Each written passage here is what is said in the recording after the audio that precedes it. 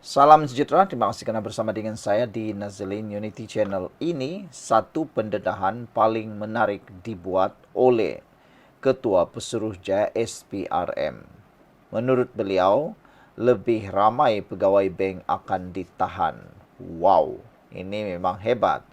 Pegawai bank kenapa pula mau ditahan? Adakah mereka sunglap sakau uang? Suruhanjaya Pencegahan Rasuah Malaysia SPRM menjangkakan lebih ramai pegawai bank terlibat dalam kegiatan pengubahan wang haram bersama sebuah organisasi perunding kewangan akan ditahan Suruhanjaya itu dalam masa terdekat. Ketua Pesuruhjaya SPRM Tan Sri Azam Baki berkata, pihaknya sedang menyemak salah laku membabitkan organisasi tersebut dan percaya ramai individu terlibat dalam sindiket itu. Menurutnya, fokus Ops Sky yang dilaksanakan oleh SPRM pada masa ini adalah memburu suspek utama setelah 12 suspek terlibat dalam kegiatan itu direman di Mahkamah Magistrat Putrajaya pada Selasa. Bahagian siasatan SPRM yakin dan percaya masih ramai individu terbabit dalam kegiatan itu.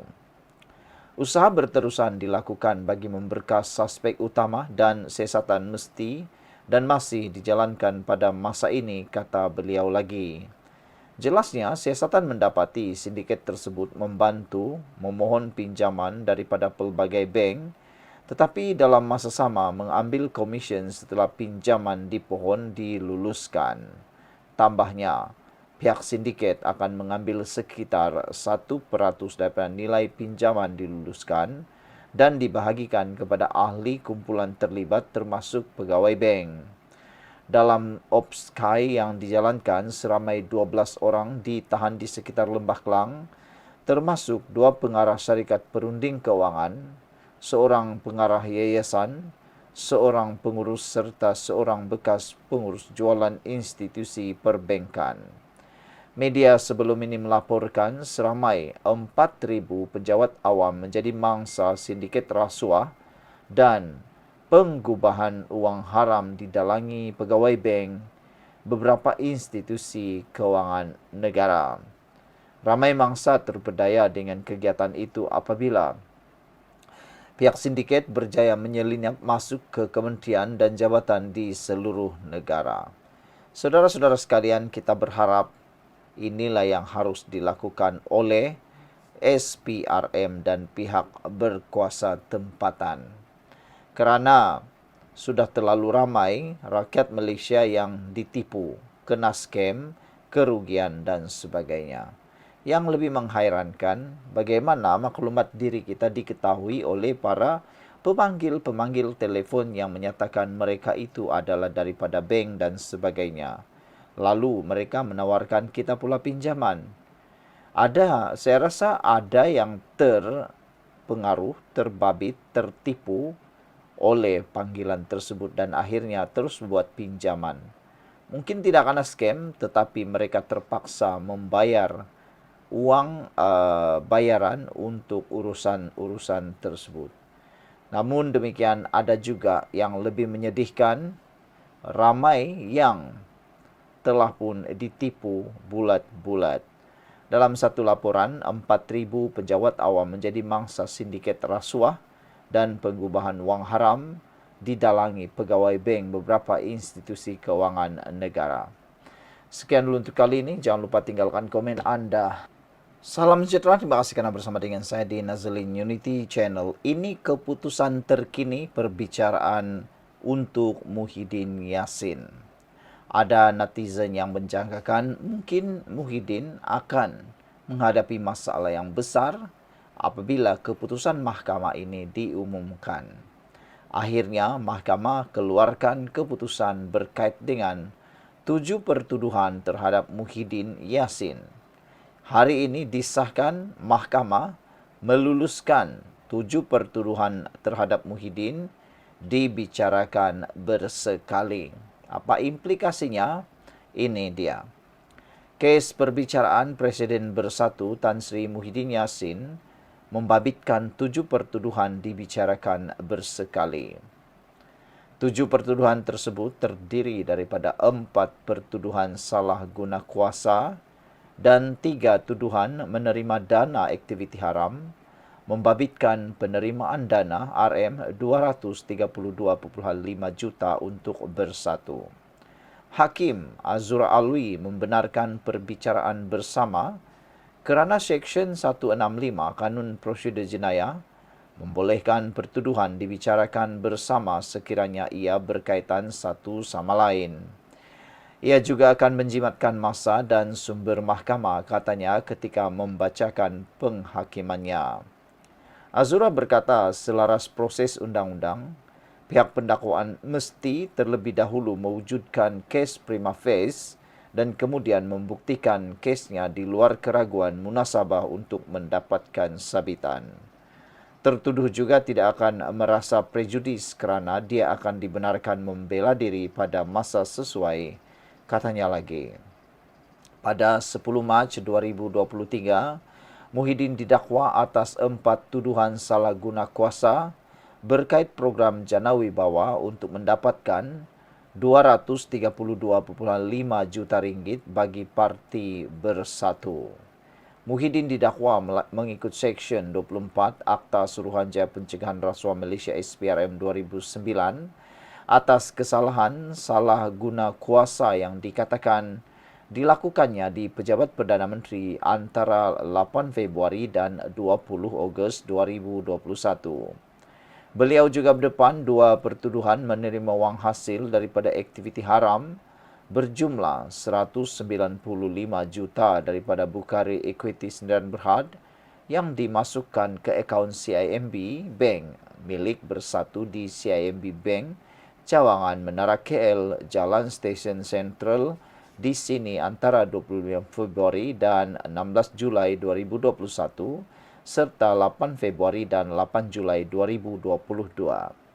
Muhyiddin juga dihadapkan ke Mahkamah Session Shah Alam pada 13 Mac lalu, tahun lepas, atas pertuduhan menerima wang hasil aktiviti haram berjumlah RM5 juta dan kes itu dipindahkan ke Mahkamah Session di sini untuk dibicarakan bersama. Perikatan Nasional nak namakan calon Perdana Menteri tapi tak layak berbuat demikian, kata Puan Zarkasi. Dalam satu kenyataan yang berasingan, Puan Zarkasi menyatakan bahawa Perikatan Nasional nak namakan calon Perdana Menteri tapi tak layak berbuat demikian. Pakatan Pembangkang Perikatan Nasional tidak layak mengetengahkan calon Perdana Menteri kerana mereka mempunyai hubungan keruh dengan istana, hujah Ahli Majlis Tertinggi UMNO Datuk Puan Zarkasi. Wan Ahmad Faisal Wan Ahmad Kamal PN Macang kata PN tidak ada masalah mencari calon PM untuk PRU 16. Syarat utama ialah calon itu mesti ada hubungan baik dengan istana, kata beliau. Kalau begitu, semua pemimpin PN tidak layak, kata Puan. Mereka ingkar nasihat yang di Pertuan Agong. Jangan mengadakan perhimpunan di Istana Kehakiman 6 Januari 2025 yang lalu, katanya lagi. Apatah lagi Muhyiddin, dia menolak nasihat istana agar sertai kerajaan perpaduan. Bukan itu sahaja, Raja-Raja Melayu menolak cadangan dia teruskan darurat dan menggantung parlimen. Pokoknya, jangan suka-suka main sentimen istana untuk politik murahan, kata Puan. Beliau berkata ekoran cadangan PAS dan Bersatu yang masing-masing ingin mengetengahkan calon Perdana Menteri. Sekian dulu untuk kali ini. Jangan lupa tinggalkan komen anda. Salam sejahtera. Terima kasih kerana bersama dengan saya di Nazilin Unity Channel. Ini keputusan terkini Jabatan Peguam Negara terhadap titah Edendum Najib yang pastinya membuatkan ramai orang makin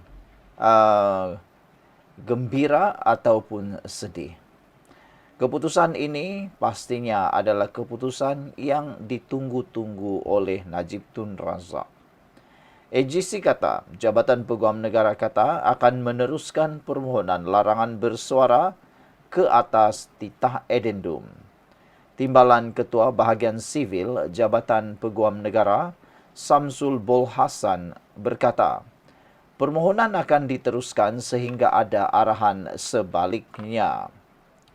Jabatan Peguam Negara akan meneruskan permohonan mendapatkan perintah mahkamah untuk mengeluarkan perintah larangan bersuara, gag order menghalang orang ramai, membincangkan titah edendum bekas Perdana Menteri Najib Razak. Berita Harian memetik Timbalan Ketua Bahagian Sivil AGC Samsul Bolhasan berkata, permohonan akan diteruskan sehingga ada arahan sebaliknya. Pada 13 Januari lalu, Peguam Kanan Persekutuan itu dilaporkan berkata, pihaknya akan memfailkan permohonan perintah larangan bersuara terbabit pada 20 Januari ini bagi melindungi institusi diraja, memandangkan perkara berkenan menyentuh isu sensitif iaitu raja, agama dan kaum iaitu 3R. Semalam, jurucakap kerajaan Fahmi Fadzil berkata, Jemaah Menteri tidak pernah mengarahkan Jabatan Peguam Negara memfailkan permohonan itu. Fahmi juga berkata, ia juga tidak dibangkitkan dalam mesyuarat Jemaah Menteri yang dipengerusikan oleh Timbalan Perdana Menteri Fadila Yusof semalam. Pada 6 Januari lalu, Najib mendapat kebenaran memulakan prosiding semakan kehakiman bagi perintah memaksa kerajaan atau 6 pihak lain menjawab atau mengesahkan kewujudan titah edendum Januari 2024. Titah edendum itu dikatakan diperkenan yang di Pertuan Agong terdahulu, Al-Sultan Abdullah Sultan Ahmad Shah, untuk Najib menjalani baki hukuman penjaranya di bawah tahanan rumah atas kesalahan penyelewengan RM42 juta dana SRC internasional Sendirian Berhad. Keputusan itu dicapai melalui penghakiman majoriti 2-1 oleh Hakim Mahkamah Rayuan Azhari Kamal Ramli dan Muhammad Firuz Jafril dengan Azizah Nawawi membuat keputusan berbeza. Justru Mahkamah memerintahkan kes semakan itu dikembalikan ke Mahkamah Tinggi supaya merit semakan didengar dan diputuskan. Selamat petang, salam sejahtera. Terima kasih kerana bersama dengan saya di Nazlin Unity Channel. Satu pendedahan yang pastinya memberi tamparan maut kepada Perikatan Nasional. Rupa-rupanya, tiada pemimpin PN layak jadi Perdana Menteri. Ini sebabnya, kerana semua ingkar arahan istana, kata Puad Zarkasi.